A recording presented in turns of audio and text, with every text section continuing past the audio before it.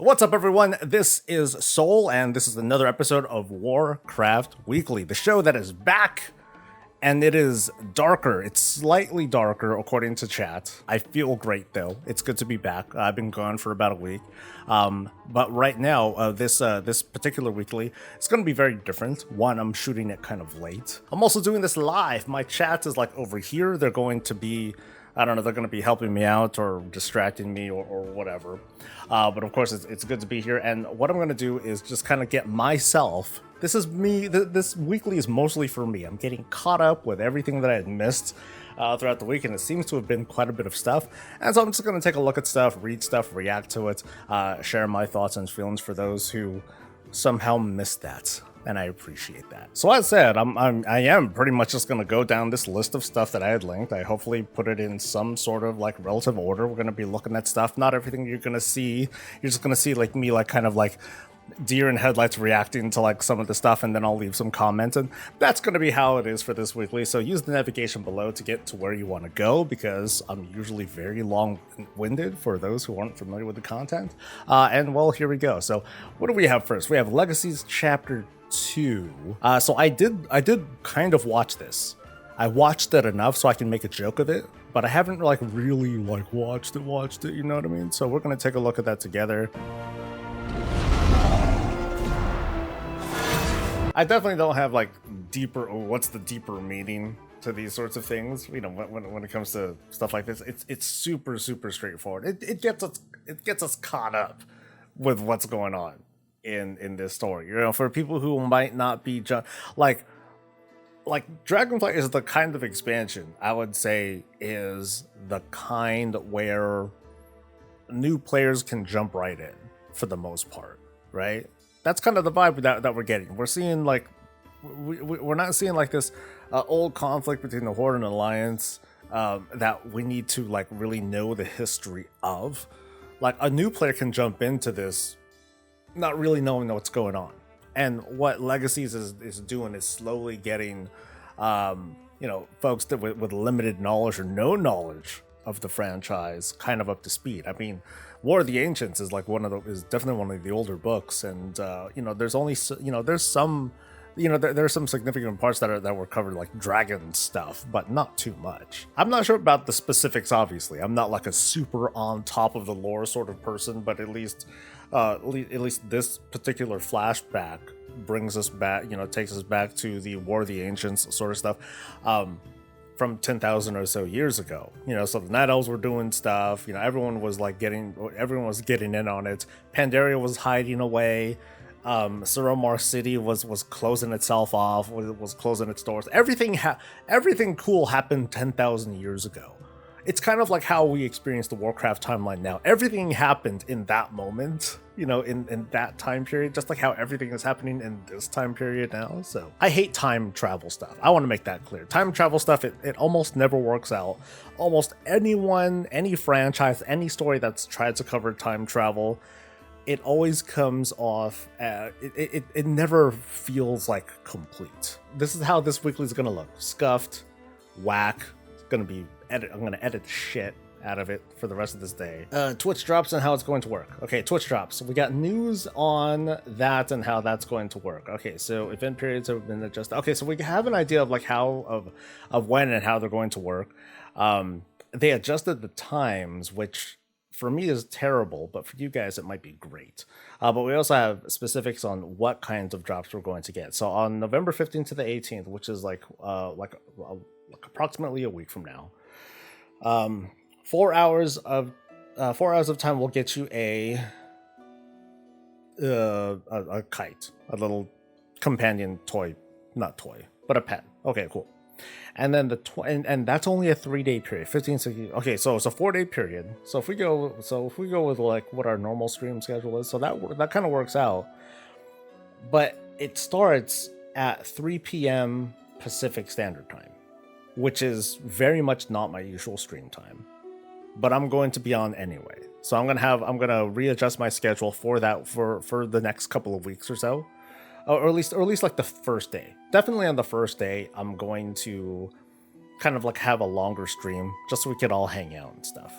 We'll hang out. You guys will get like a a goodie thing. You guys just want to make sure that you do a couple things, that you make sure you do have a Twitch account, and then you have your Twitch account attached to your Battle.net. For that, you just need to go to your Battle.net and then to your account page. There is, let's just do that right now. Where is it? Connections right here. So once you have a Twitch account, you go to your connections, you go down to where it says Twitch here, and then you just make sure it's connected. And then if you feel like it, you can connect all your other thingamajiggers too. Cool. That's it. That's all you got to do. Once that's done, you just go to any stream that's live. That make sure that they mention that they have drops enabled, so that way you kind of have a good idea of who you're watching. Hopefully your streamer has that thing turned on, and then just hang out for a while. That's it. That's all you got to do. I recall you can just kind of jump to whichever region that you want to, or I'm sorry, jump from stream to stream. As long as you're watching a Warcraft stream, it's not like you have to watch the same one all the time. You can channel flip if you want. 100% fine. I heard strong reactions to this one. There's like this Feldrake thing. And I was hearing that this is something you got from the trading card game. And so some people are pissed that they had spent who knows how much real money or who knows how much gold in order to get this particular mount. It's not special, right? It's just like this thing, which is cool. It's rare at the moment. Not for long. And I feel for people who had gone through that journey, who had gone through that process and went through all the trouble to get that to get this particular mount, and now it's gonna feel like it's been devalued. I was hearing things like over in China that they're selling all sorts of stuff that was a TGC sort of item, and now it's just being sold on the store. And again, it goes back to that whole feel of things being devalued. This isn't much solace, but the way I see it, when it comes to certain things that you get yourself in game that later on people can get in a very trivial manner, like for example, man, I got like the original tier 3 sets from Vanilla Nax, and now these people, they're able to get it through the black market auction house and blah blah blah. That the gear itself is one thing, having that is one thing, but the story of how those people got it originally, that's their story. No one can take that away from them. And I know that doesn't help too much, but it's still true.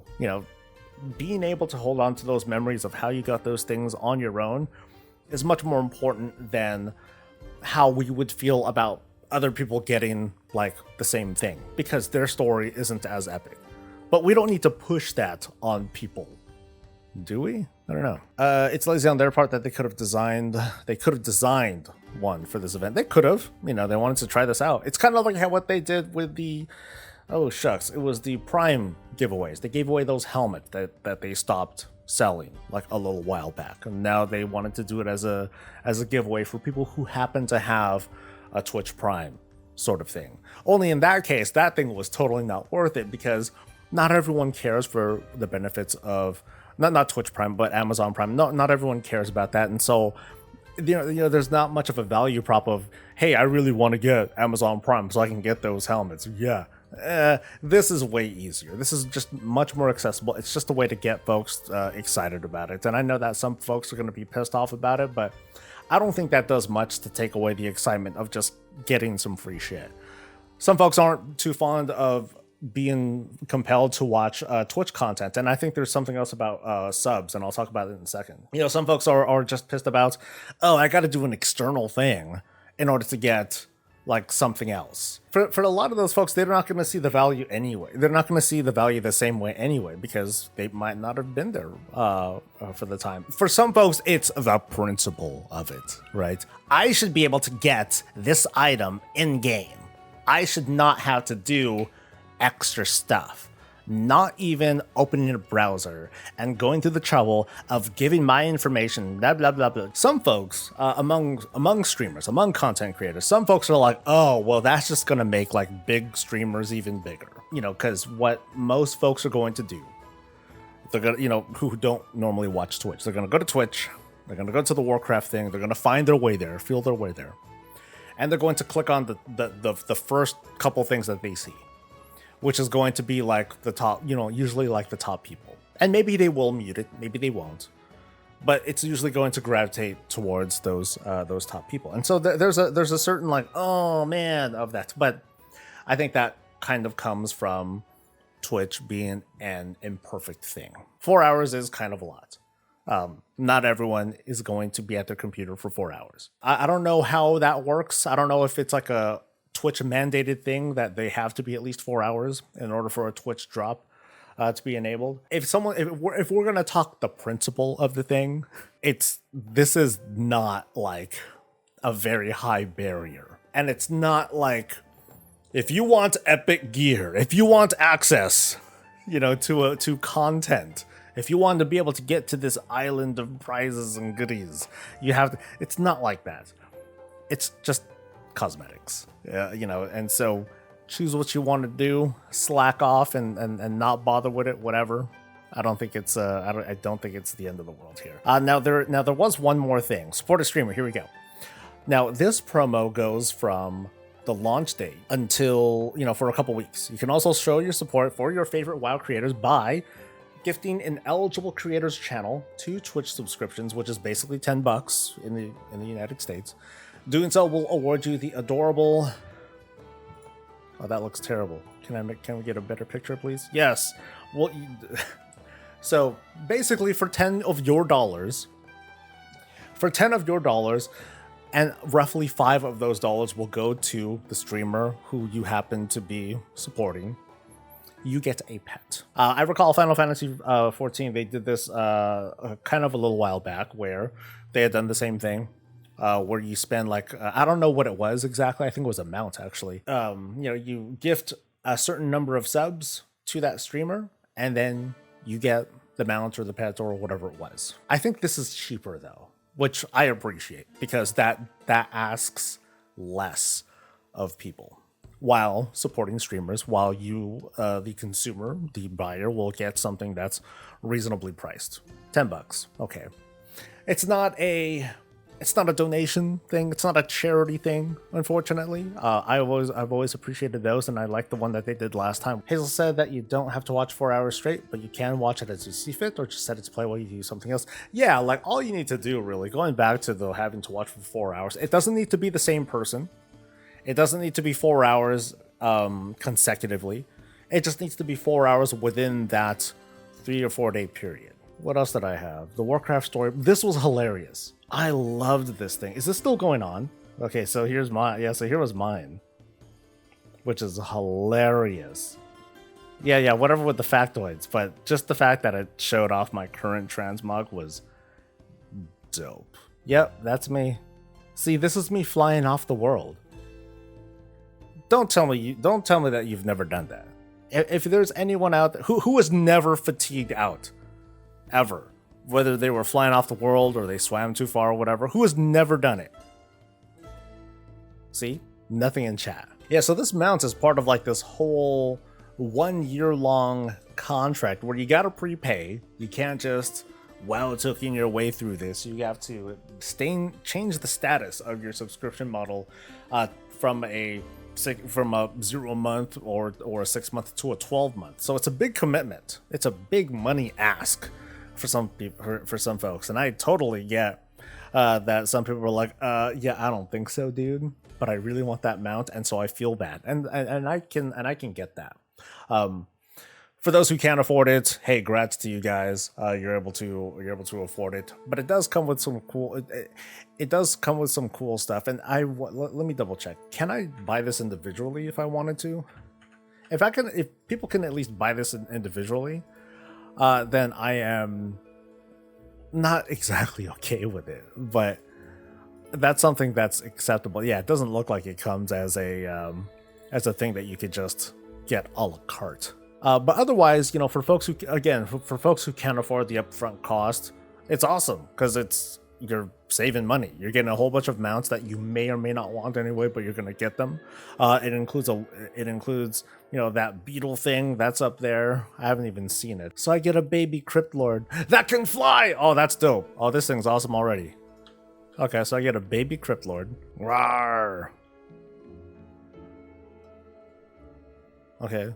Very, very basic. This will obviously put you in that 6 month bracket, so you'll get whatever the heck you're gonna get whatever 6 month mounts you're going to get, which also includes like this Lunar New Year mount, and a pet. So that's cool. A Wowup update. Ah, gotcha. That's right. The Wowup team. I saw a blog post from them on the Patreon thing. Hey, we're supporting Curseforge now. Let's see what the Wowhead article says.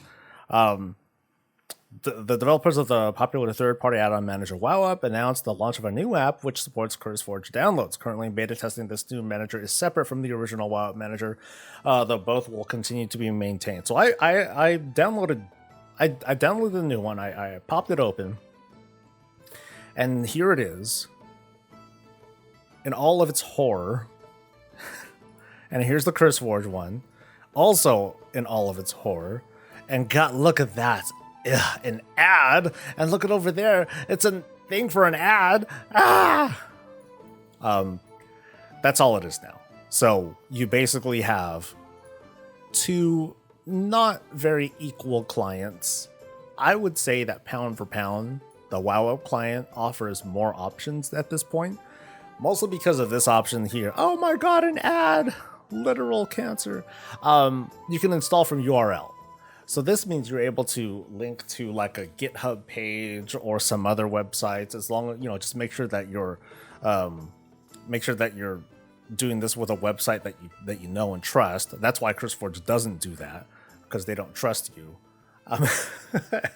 But then you can just add whatever here, and then it'll populate down here, and you could just add stuff in. Easy stuff. So the drawback, of course, is that by going with by going with the Wowup client, but using either Wago or Curseforge as your add-on repository, you're going to be subject to ads. Oh well. In terms of, oh my god, they're both running ads. I'm giving them both money.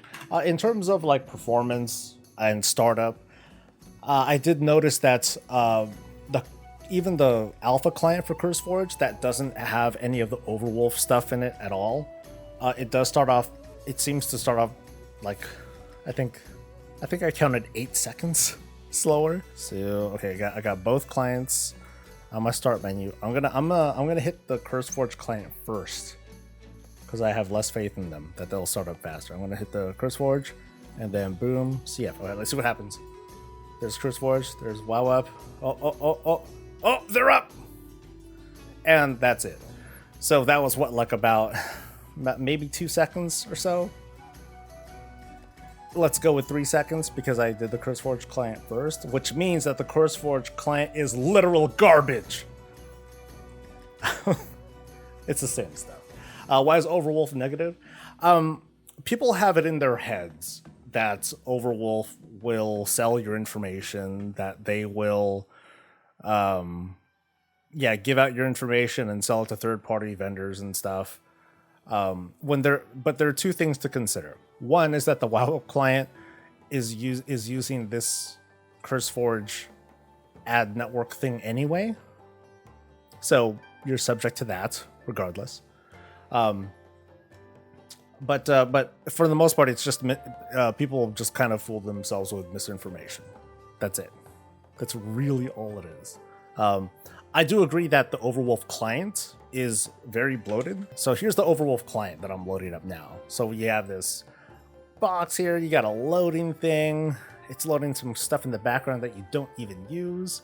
And so to that, I would say that's kind of a lot to ask for, dude. Not really fond of that. Of course, you could always just load the client and then download your stuff and then close it, and then there goes the entire argument. Choose what you want, most definitely. Choose what makes you feel comfortable. I'm just saying that there's a lot of misinformation that goes on about the Curseforge client. Just get the standalone one. That's it, and you're fine. It feels mean to say, though, right? To say that no, it's you who's wrong. No one likes to hear that.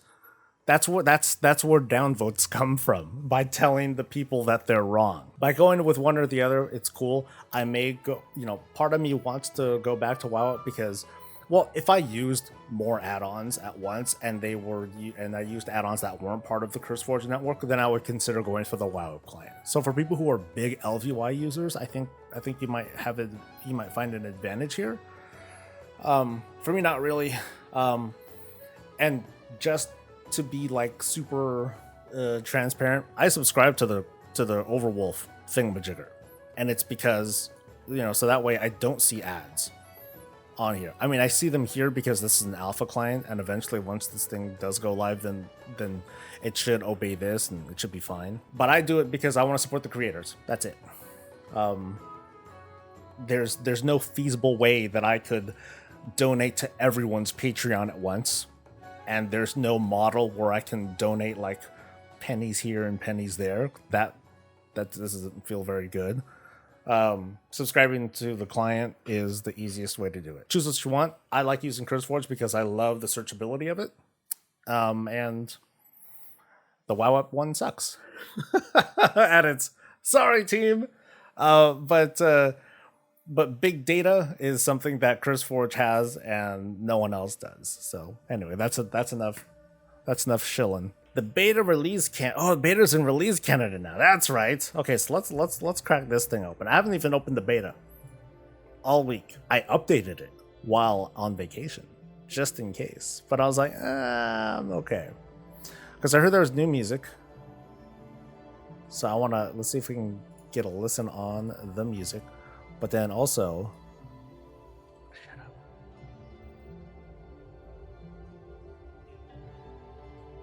Ambient sounds. All right, let's crank this guy out. Ooh, ooh. I knew about this. She's like, let's go. Ooh. See, this sound here, this tune, it has an Overwatch vibe. Am I tripping when I say that? Kind of reminds me of Overwatch. So a new client, or this is a release candidate. All right, so we need to I want to find something out, because now that we have the release candidate, it's important to point out that, you know, with a release candidate, it states that what we're seeing here is basically how live may feel, how it can, would, could, or should feel. So it's very important to note that, because a lot of folks have been complaining about crashes and lack of polish. There has been lag, there's been stutters, and people are very, very concerned about that. And I totally get that. So this is my first time logging into this build of the beta. I don't know quite what to expect, but what I want to do is just kind of get a vibe of like how the flying feels, and, you know, performance, things like that. And well, this feels way different. Whoa. Okay, I'm feeling the jaggedness from going from like subzone to subzone, but just like vibing into people. Yeah, this ain't bad at all. How do catalyst charges work? Okay, this I'm not quite sure about. So I'm gonna read this thing as we go. All right. The future is now, says the blue post. We've seen some recent feedback on the catalyst that we'd like to speak to, with a bit of clarification on how we're updating the catalyst. When the catalyst becomes available in Dragonflight Season 1, there will not be a new currency, so there's no flux-like thing. Instead, there will be a weekly quest that simply requires doing the same sorts of group content that provides you with catalyst-eligible gear in the first place. Notably, all characters on your WoW account can contribute progress towards completing this quest. Completing the quest awards 1 charge to all current and future characters on your WoW account. Each of your characters can spend charges individually. So you do the quest, and all your characters get a charge. And if I did like 5 of these and got 5 of these charges, I use it on my main. I use all 5 charges on my main, but I switch to someone else, and that someone else should also have 5 charges. That's how I'm understanding it. Okay, or I could read this. Smart. So if you've done the quest 3 times and used 3 charges on your main character, a new wall that reaches level 70 will have. Okay, yeah, cool. The question that I have now, and I'm gonna bitch about this until they give in, and maybe they'll give in. Where does crafted gear fall on this? Can crafted gear go towards this, because and my reasoning behind this is that when it comes to higher level crafted gear, and I'm talking about like what's supposed to be the heroic level, what's supposed to be the mythic level, in order to get those, you have to do you have to do group content in order to get those things. So the way I see it, by that logic, I think that crafted gear ought to be eligible for this I forgot what it's called, but the catalyst, inspiration catalyst, should be usable for those kinds of things too. So until it's available, and it's not saying that, I believe that they're still sticking to like the 6 weeks after season 1 begins. That gives that much more time to keep bitching to make crafted gear eligible for it, unless there's been new information that I just haven't seen yet. But now this is still pretty easy to understand, and it's account wide, and it doesn't require like any extra efforts. Like, it was one thing with the creation catalyst, with the first version of this, where we had to both wait and farm a currency that we could run out of, especially on alts, before we were able to trade flux. In this case, they're like, screw it, let's not even have that. Let's just make it a little bit easier for folks, and I think that is helpful. Crafting orders. Okay, this was another change. Changes to crafting orders. Customer provides basic reagents. Okay, so let's read. Hello. We've been closely following all your feedback here, as we've also been play testing and iterating on the system. As a result, we have developed some changes to crafting orders. For public crafting orders, the customer will now have to provide all basic reagents for public crafting orders. Optional reagents that previously could be provided by either party, such as missives, are unchanged. Cool. This change does not affect guild or private orders. This is to help streamline the process of deciding on a commission for the customer and figuring out if an order is worth filling for the customer. For the crafter. When a customer places an order, there'll be a track recipe checkbox at the bottom right. So it's for the customer. And it tracks the recipe for them to easily see what reagents they need in order to assist in gathering reagents to place the order. This will not show for recrafting orders. If there are any public orders posted for the recipe you're placing an order for, the commission field should autofill to match the highest commission existing order plus one. So, okay, that's very helpful. That's very good information for public orders. And I think overall, I'm good with something like this, because without it, there were a lot of questions and a lot of concerns that people had about, hey, what price should I set? And I think what they want to do is try to make it as easy for the client as possible. So it's like, hey, I just provide everything. And from there, the value prop is going to be simply for the crafter to decide, okay, which thing do they want to pick up? And like, that's it. So it makes that process like just a heck of a lot easier. Almost too easy though, because I'm wondering to myself as well, because it's going to be easy, it's going to be it's going to be in the crafter's interest to just kind of like dive in and just pick up everything that they can, which is kind of a good thing, but it's kind of dangerous too. On a big realm, great, cool. Plenty of people to choose from, or plenty of people who might be asking for things. And there's going to be different things that people are going to ask for. They may ask for, hey, use my Titan Matrix thing for this low level gear so I can make it like really strong at early endgame. Cool.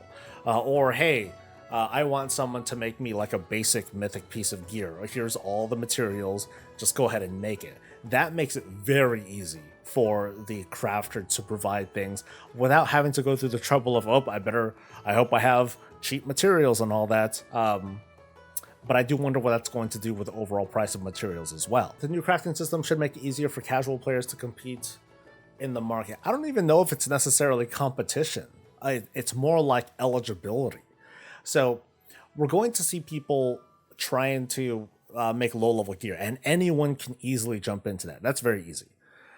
When it comes to more epic stuff, though, from there, it's going to be a bit more competitive, because people need to ask for a specific thing, and you may not specifically have that thing.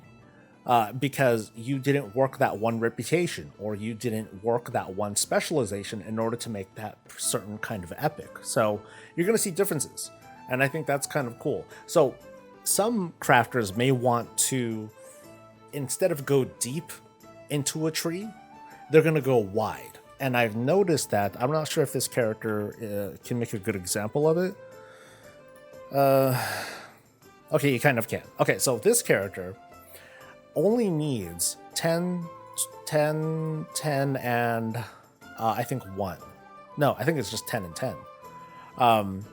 So what this character can do, they can easily spec kind of wide, and they can spec to make an epic breastplate, an epic shield, or epic greaves very easily, with only this many points. Now, if they want to make the best version of a shield, then they would need to specialize even further in, if they want to make a very high quality shield. But if you just want to make epic stuff, minus the 10 extra item level, you just need to get the minimum number of points. And to be honest, I think that's a good tactic that's a good tactic for the purpose of fulfilling lots of crafting orders. Because the tactic here would be to max out armor smithing. So you would need to you wouldn't need to max it out. You need to get 25 points in armor smithing. That way you can spec in all 3 of these branches here. And then in each branch, you would need to spec into, 20 points here. That way you can get all 3 of these specializations. So it's going to be kind of a lot. So 25 here, and then what is it? 20, 20, 20, 20. If you go that route, then you'll be able to craft the epic recipe that comes from all of these pieces here. Same thing, kind of the same thing goes for weaponsmithing, but I'd say weaponsmithing is easier to break into, maybe, kind of, sort of.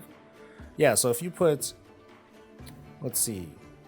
if you put 10 points into weaponsmithing, you can access one of these 2. And then from there, another 10 points here, and then you'll be able to make both epic, you'll be able to make this Primal Molten Shortblade and a Primal Molten Longsword. But you're only making like the basic stuff. You can't customize. You are able to customize stuff, kind of, but not as well. And then this is a Warglaive, yeah. So there are more tactics that there are more choices you can make. You don't necessarily have to make the best thing. You can go wide and just try to make everything. So that way you can fulfill a whole shitload of crafting orders. Now, when it comes to personal orders, and people are being more picky, then that sort of crafter is going to have a harder time doing it. The more specialized crafter is going to be like, no, I can make the best fucking shield in the goddamn country. In North America, if you wanted to claim that, and you can. So there are interesting approaches that you can take here. So here's what I can immediately see. If there are any public orders posted for the recipe you're placing an order for, the commission field should autofill to match the highest commission existing order, plus 1 silver. We probably shouldn't see things like this, but it is kind of possible to have someone be like, okay, I'm gonna put in like a dummy order, and I'm going to try to price it high, so that way someone else will try to price over it, and then I'll be able to take their money. But it's just as easy that some crafter might be like, oh, someone's setting up a dummy order, and then they pick it up, and then they'll make all that money. So that's kind of a dumb idea. So maybe that won't be such a concern.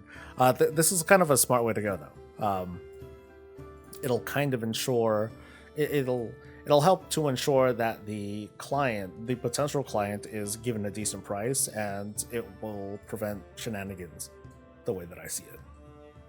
Recrafting orders are now limited to personal and guild orders only. We hope to re-add public recrafting orders in a later patch. This is primarily to protect customers from having their crafts inadvertently lowered in quality. I guess I'm not quite sure how I feel about that. I think maybe recrafting is a bit advanced. It's a bit advanced of an action, because it's the second craft that you're doing on an item, and so that might be confusing for folks. Earn extra 2 score for each Mythic plus Keystone level above 10 in Dragonflight. What does this mean? Okay. As we previously noted, we've increased the difficulty of Mythic Plus dungeons at Keystone 10 and higher in Dragonflight to better match the quality of rewards offered by those difficulties. Following testing and feedback, and considering how much players enjoy pursuing Keystone Master as a seasonal goal, we decided to make an adjustment to grant additional rating for keys above level 10. Okay, so Mythic Plus keys at each Keystone level from 11 and up, and now worth an additional 2 points of rating. For example, in Shadowlands Season 4, completing a dungeon exactly on time on both Fortified and Tyrannical would get you 250 in Season 1. Okay. I think I kind of get it now. So you get a little bit more rating after a 10. Okay. So in this example, they're talking about doing a 15. So completing the dungeon on time on both Fortified and Tyrannical wouldn't. Yeah, so the 250 that depends on doing a 15. So now it's a 270. That means while keys above level 10 will become more difficult and you may not be able to push as high as you did in recent seasons, you'll achieve Keystone Master at lower keystones. We expect players who previously earned this achievement to find the challenge to be about the same as before. Okay, cool. See, this is one of those moments where if you knew nothing about like the week-to-week development as things are going on, people are gonna jump in and be like, "Oh, okay." It's like they wouldn't really notice. It was, in that case, these people really wouldn't notice until the end. They'd be like, "Oh, dude, I did a bunch of 15s and I'm already KSM." Yeah, dude, it's because they recalculated. Now you couldn't do like a bunch of 14s and you'd be fine. Oh, okay, whatever. Or maybe before that they would feel like, oh man, these are like way harder. But then someone will reassure them, hey, you don't have to do 15s. You can do a 14, then you'd be fine. Oh, okay, that's cool. Big dick health. Why did I say big dick health? Okay, Blizzard on 40%. Oh yeah, I heard about this. That's a big jump, dude. That's a lot of health and creature damage. Oh, wait. I'm trying to guess what this is. Okay, so it's a 40% increase in player health and creature damage, but not player damage. Watch. PvP. Watch. Throughout raid testing in the Dragonflight beta, we've noticed that healing has felt too powerful in level 70 content. This has largely been the result of the... Oh, it's a healer thing. It's largely been the result of the impact that 10 additional talent points can have on player damage and healing throughput at level 70. Generally, we increase player health at the same rate as throughput. This ensures that the pace of the game feels relatively consistent across all levels. One recent example is the Covenant Renown thingamajig that increased stamina by 10% to offset the power gains of Covenant abilities and soulbinds and conduits. Also, further analysis and playtesting, we've decided that in an upcoming build, we'll bake the 10% increase to stamina from deepening bot into the base stats of level 60 characters to offset power gain from the new talent system and yada yada yada. When damage mitigation abilities and healing are too strong relative to player health, the only way to threaten players is to make enemy damage very high and spiky. If healers can quickly top off their teammates and Manza is not a limiting factor, enemies have to be tuned to have the capacity to do burst damage that one-shots a player before healers can react. That isn't very satisfying gameplay. Increasing player health gives players more time to react to incoming damage and make the player's choices about cooldowns and mana management more meaningful. To address this, more health. This has an effect on the power of healing in PvP, so we'll subsequently evaluate and consider adjusting the PvP trinket set bonus values and the tuning of dampening in Arena. We're also looking at how this change affects the balance of percentage-based healing versus other healing spells, and we'll make targeted adjustments there if necessary. Yada yada, thanks. I do notice that there has been like the way that they've managed Shadowlands, there's been a lot of like one-shots. Lots of one-shots. Things that I don't think punishing is the right word to use. But there's just been a lot of like insta-kill shit. It's one thing to get booped off by Denathrius's like, oh dude, the ads are dying and all the get out of them circles, otherwise you get knocked out. There's that. But then there is the whole notion of just getting gibbed by a thing like Painsmith balls. Boom, like you get straight up killed. Now imagine that same fight, the Painsmith fight, where you have those spikes, but you don't get killed. You get like maybe half your health taken away. The problem with that though is that on top of getting hit, you're also stunned for a while too.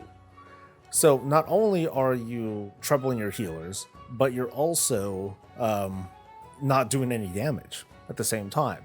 And that's something that I found interesting in WoW, that they don't really do. That I've noticed in something like Final Fantasy XIV that they do. They have debuffs that decrease your damage done, or I think they call it damage down in 14, where you get hit by a thing and you're punished by doing maybe 10-25% less damage for a noticeable amount of time, and that matters. It very much matters in a tight game like 14, because there aren't like chaotic factors like, oh, crazy burst windows plus trinkets plus this and that to like line things up. They have that, but it's not nearly as crazy as it is in WoW. But I feel like something like that would be kind of significant to have as punishing mechanics that aren't just death. In this case, we've seen things like health reductions. We've seen things like healing absorbs that would stress the healers. I would imagine that damage downs would be incredibly frustrating, because then it would make that person feel as if they're dead. So I'm sure that the WoW team has had like all sorts of discussions on why they don't necessarily do those sorts of things, or how it can translate in a more bursty fashion, such as a 10-second stun, or a root, or hitting traps. That's kind of the same thing too. That in itself is kind of a damage down. So I think there could be some interesting conversations that come from that with like raid mechanics that I don't really hear too much of, even among like the top end community. And it's probably because, for the reasons that I talked about, that there are other ways that they can do it that where you don't need a damage down. But maybe they could add something like that in anyway. Mythic Raid FOMO stuff. All right, let's go. So this was unlock tier set cosmetic effects through a new Dragonflight achievement. This is cool.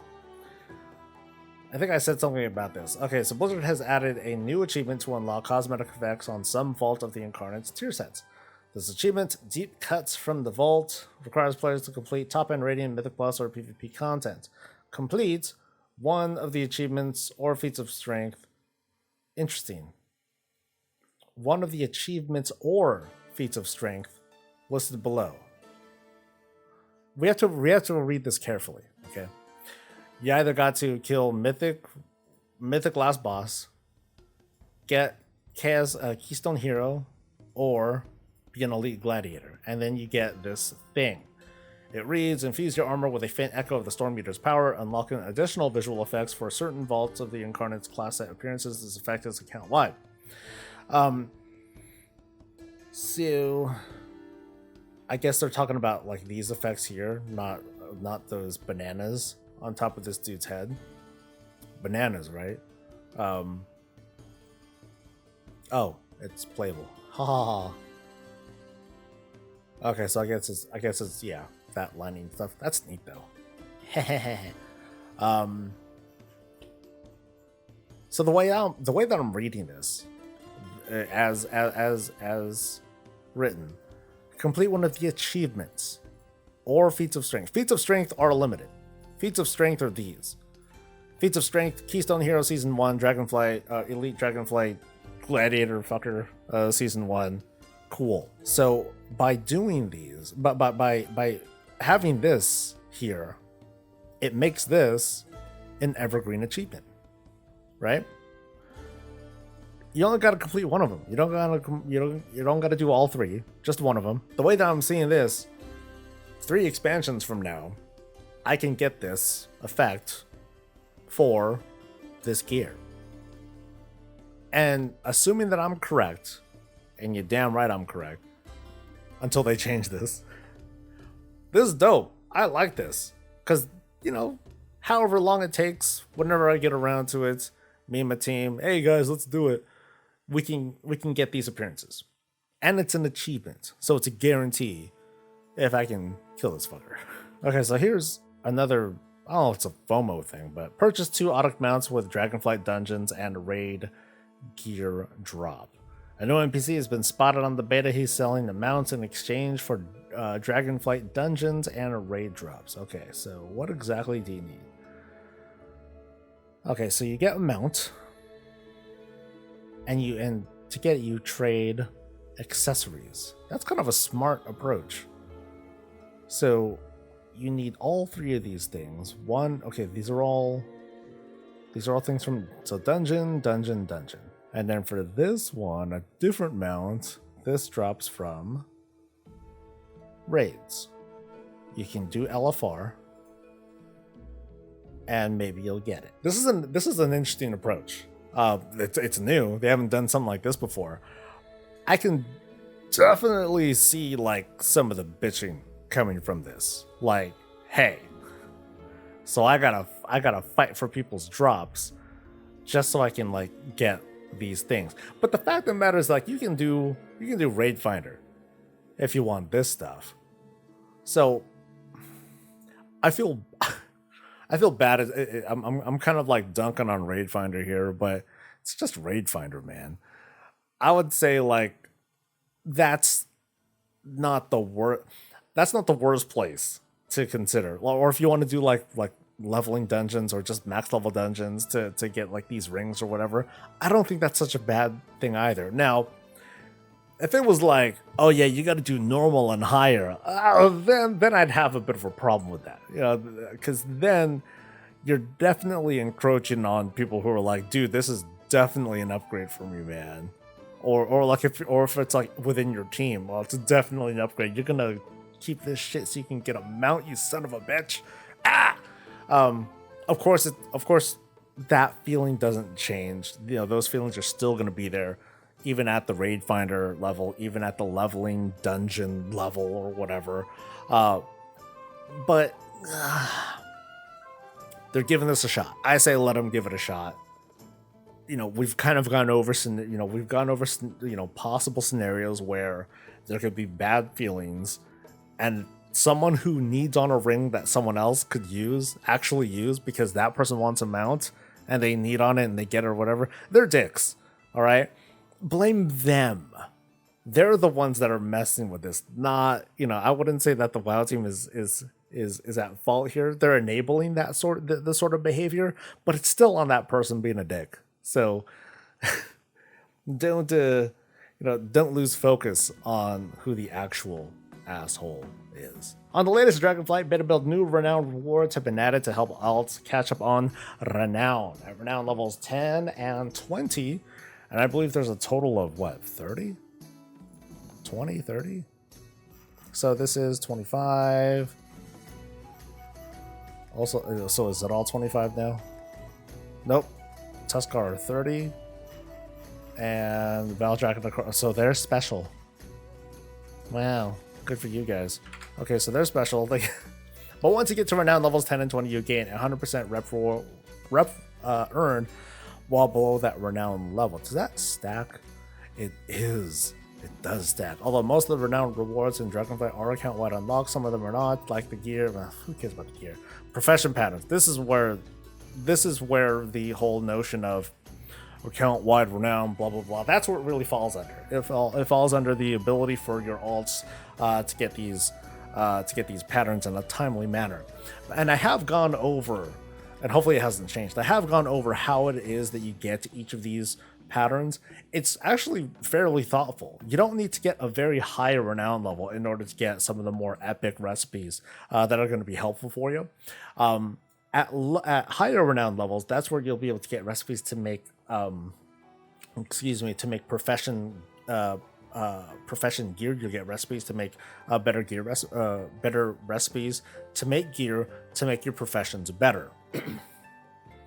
But that's a little bit further down, and I would say that it's not something that's very high in demand until specializations get to be more of a thing. So I think that was very thoughtful already, but this just kind of like seals it. So you get, okay, so how does this work? So it lets you get 100% additional rep when their renown is below rank 10.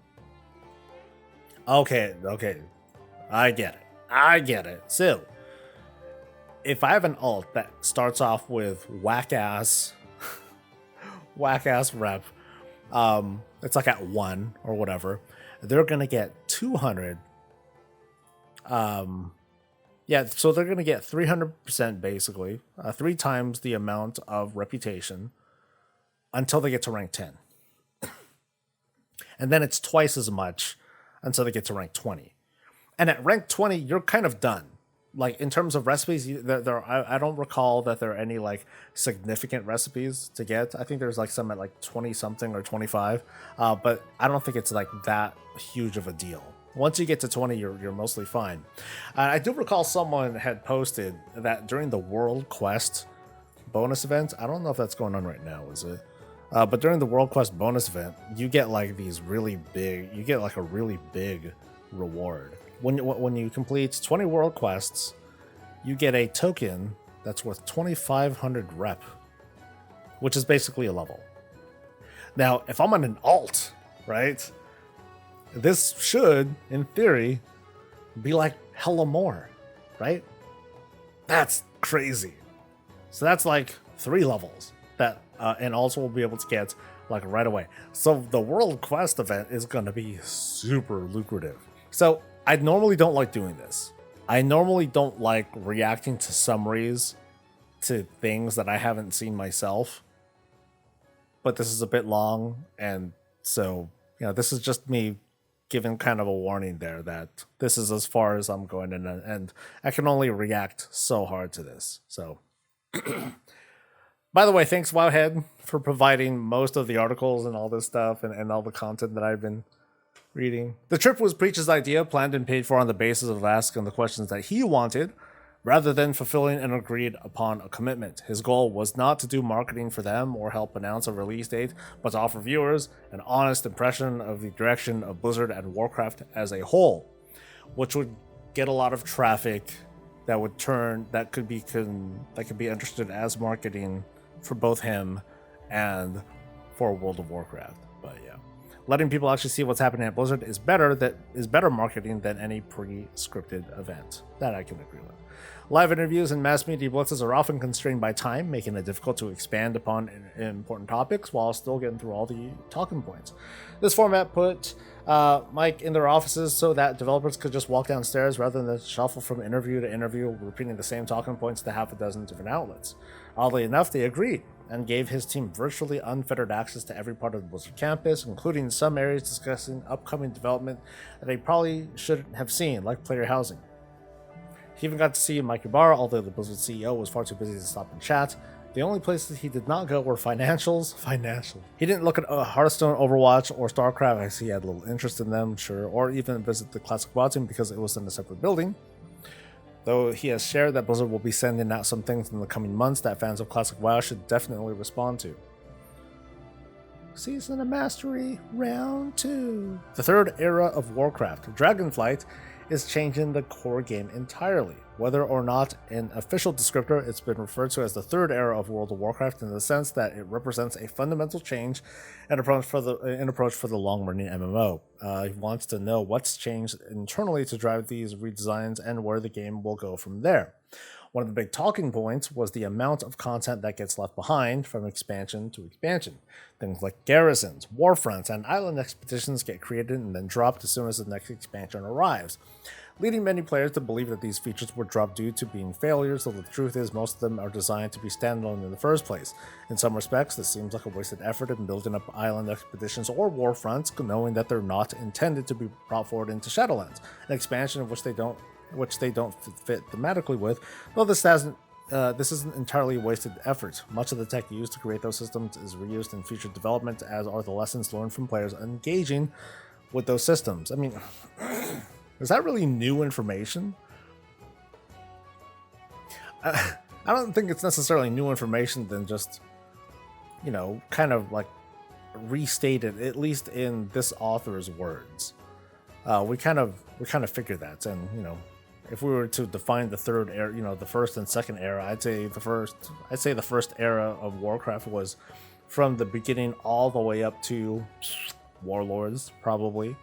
The second era is the borrowed power era with Legion, BFA, and Shadowlands, and then now we're in this new thing, which hopefully has, which is introducing certain kinds of systems like dragon riding, which has the potential, to definitely move forward into future expansions. Professions, that revamp has the very easy potential to move into new expansions, and people have asked about that. So I was like, yeah, it's easy for them to like evergreen this thing, and then people are like, how do you do it? And it's very easy. And I've tried to explain it to folks. I just try to tell folks, well, you take these specializations and you notice that these things apply to the recipes that are specific to the Dragon Isles. They could take literally this, change the names on some of these things, change the way it's skinned and all that, and just slap an 11.0 sign on it. And then now here's your new specializations, and now these apply to patch to expansion 11.0, 12.0, whatever content, and like that's it. So it's not exactly a cut and paste, but it's pretty close. I think they can do whatever lessons they learn from this. I think this thing's the shit. I think this works really, really well, and I hope that they continue going with that forward. The developers have recognized the pitfalls, however, as this does result in a backlog of old and rarely revisited content. Much of it gets cannibalized to create new content, but some of it remains popular even several expansions later, like Horrific Visions. This is something that the team is keeping in mind as they move forward with that into that so-called third era of WoW, and although that doesn't mean that every feature will be carried forward, with no answer given on whether or not we'll be able to Dragon Ride in 11.0, but it sounds like the premise that they're going for, creating content that should last into the following expansions while players learning to do something in one expansion should carry over into the next. Yay. The ideology also extends to more than just Dragonflight. Although he didn't spend a lot of time on Classic, he did spend some time talking to Classic lead Brian Birmingham about the future of Classic after Wrath, who relayed how open and flexible they are to feedback as to where Classic should go next. This third era of Warcraft is being driven by player input, so listening to player feedback is being embraced as a core value. Okay, so this is being applied to the Classic era as well. For those wondering, he was also empathetic that while Activision certainly exists as an entity, they are not close to Blizzard development whatsoever, and their influence is minimal at best. Occasionally, they send a request to include something on the Battle.net launcher, but that's about it. I mean, that's also not new information. It's mostly been the player sentiment, or like people that just want to drag WoW, like, hey guy, yeah. Something Actiblizz, the bean counters that Bobby Kotick is making is behind the WoW token and that sort of stuff, and which I've never believed to be true, and even people who have said that, oh, we feel like Activision is pressuring us, like they haven't said anything specific as to influence on WoW development, except for, of course, hey, are you gonna get this thing out? You gonna hurry this shit up or what? Or you gotta get out of this stuff. That sort of pressure, I totally believe. Story, combat, and gameplay development. The story is another important talking point, with many comparisons to Final Fantasy, which many of the developers play and are big fans of. While comparison to Final Fantasy is a big topic, simply copying Final Fantasy's format wouldn't work for many existing fans. World of Warcraft's strength is its combat, not killing bears in between hour-long cutscenes. With that in mind, though, one of the pitfalls of recent WoW expansions has been making them a little too self-contained, making it hard to really care about a character like the Jailer, who just recently appeared on our radar. In response to that feeling, Ian and John Haidt share that they're looking into multiple expansion story arcs, instead of the self-contained stories where characters like Khadgar just disappear for a couple of expansions. I would love to see but I'd love to see like a Garrosh level sort of treatment where we can see someone like kind of like grow sort of. Sylvanas didn't quite nail it, like, because over the expansions we saw her not exactly develop. Her behavior just changed, but we didn't learn how that change happened until Shadowlands, late Shadowlands, in fact. And so that didn't take off for me. Speaking to the combat team about the inclusion of evokers, they emphasized how much they detest homogenization and really wanted something new and different. Not all of it may appeal to old school players, as he relates how both he and Helenka immediately turned off the new hold to charge function for evokers, but that's why those things are options. They really wanted new resources and mechanics though, which is why they have the orb system and charge up spells rather than just another version of focus and energy. Some of the driving elements of design are combat customization and wanted to create hero moments which feel unique and special for every class. I guess you kind of get some of that feeling with, I don't play the classes very much, but, definitely that whole dive bombing thing that evokers, like the deep breath that evokers do, that feels really cool. Army of the Dead is fucking cool. Being able to leap and throw down fireballs and stuff like that as a demon hunter, all those things are pretty cool things that those hero classes can do. Meanwhile, monks just don't die. That's a cool thing too. Another interesting piece of combat design to discuss is how much of a pain in the ass it can be for a big portion of players, which was an eye-opening experience. For the not high-end players more interested in collection than pushing Mythic Plus or clearing raids, combat effectiveness isn't of huge importance to you, but any sudden hotfix or update can actually be a hindrance for those players. They're not the kind who want to worry about what's best now or who does 5% more damage, they just want to get on with what they want to do. This results in a lot of pain for those players when big sweeping changes come in, and is one of the reasons why they've introduced starter talent builds to help ease the burden of picking talents to play with. Mike's interested in seeing metrics of how many players actually chose them and started playing, as opposed to players who create their own builds. Another interesting question regarding the spectrum of skill and gaps between the low-end casual pet battler and high-end world race Mythic Raider is, what do the majority of players in WoW actually do? His answer is everyone does everything. There are high-end raiders who've collected every single pet, while other players have never stepped foot inside instance content. The idea of a vast majority is simply untrue. The player base is too broad and varied to really have a majority. This makes development a challenge as they try to cater to several different interests, but it's also important to the team to make content for everyone. I mean, I noticed this definitely, like, how we see like all them, the WoW census data, you see people that claim that, okay, this is the population of people who do this and that. But if you look at the really big macro numbers, you see that a lot of people do a little bit of everything. There are a lot of people who raid. And I'm saying with air quotes because there are 4 difficulties. There are a lot of people who raid. It just depends on which difficulty you're talking about. The Horde and Alliance balance is fairly even. But then you got to look deeper and find out, okay, well, who's actually, which players are playing which content. So there are people that speak for their audience. Hey, we're the high, we're the 1% of players or whatever who do this sort of content. And that could be anything. It could be PvP, it could be raids, it could be dungeons, it could be collection or whatever, and they'll have very specific complaints and with people to back them up because they exist and all that. But yeah, they definitely don't speak for everybody. Player housing, unfortunately, player housing isn't coming anytime soon. It's something the team knows is a very popular request, but would require a major engine update to make work the way that it deserves to be done. Otherwise, it would be an awkward mix of pre-placed garrison plots and limited customization. Although this may not be great news for fans of the often requested feature, it may be comforting to know that it is still on Blizzard's radar. Way to dangle that carrot, man.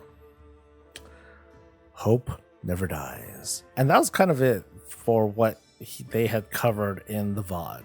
Okay, so like I said, I can't really react too hard one way or another. I think this is a good general overview of at least what was covered in Mike's stream, but I'm gonna be very eager to see specific clips if and when he finally puts this thing out. I know it might be kind of wait. Hopefully we'll see this, you know, closer to launch, but that's how you farm the clicks. And I respect that. Yeah, I'm excited for the actual interviews too. So that's gonna be cool. I'm really looking forward to it. I know that it took me a while to like cover all this stuff. This was a big week. This was a lot of stuff that had happened. And I knew that it was kind of a, why the fuck is he covering this stuff late? I know this was kind of a journey to cover all this stuff with you guys. I'm definitely going to be on. I'm gonna make my schedule like loud and clear as we get closer to the start of those promos. So you're gonna see plenty of me. I'm gonna try and start and get into specific guides. I'll try to talk about paladins specifically and you know, how they feel, what their state is. I'm gonna try and talk about all 3 specs, which is gonna be a big challenge for me, but I'll do my best. But yeah, the coverage is gonna ramp back up. It's gonna be fun and tiring and exhausting, but it'll be awesome, and I hope that you guys will join me for that. So I appreciate you folks joining me for this very odd and excessively long weekly stream. Thanks for keeping me company as I went through all this stuff and reacted to these things.